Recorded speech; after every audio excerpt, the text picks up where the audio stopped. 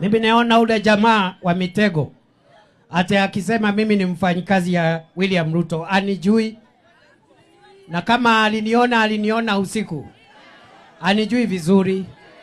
Mimi niko na tajriba mrefu sana katika mambo ya uongozi, sijaanza jana. Siku ile alikuwa naiba chakula ya relief, mimi nilikuwa profesa wa university nafundisha. Siku ile alikuwa dio akiiba chakula ya wananchi ndio afutwe kazi, mimi nilikuwa wakili wa Uhuru Kenyatta na William Ruto kule ICC. Niseme nisiseme? Niseme nisiseme? Huyu mtu anaongea kama yeye ndiye ameumba hii dunia.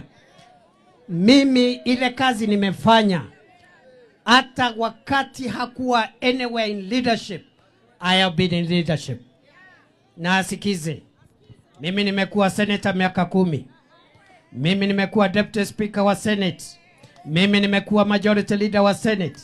Mimi nimekuwa waziri wa usalama. Mimi nimekuwa vitu mingi. Yeye amekuwa nini? Yeye anaita watu one term. Yeye ndiye one term MP. Yeye alichaguliwa term moja MP. Na hiyo term kabla kumalizika hakuwa hata chairman wa kamati. Hakuwa hata chochote kule bungeni. Alikuwa backbencher. Mimi nimekuwa kiongozi wa wengi katika bunge la Senate. Yeye ni one term MP.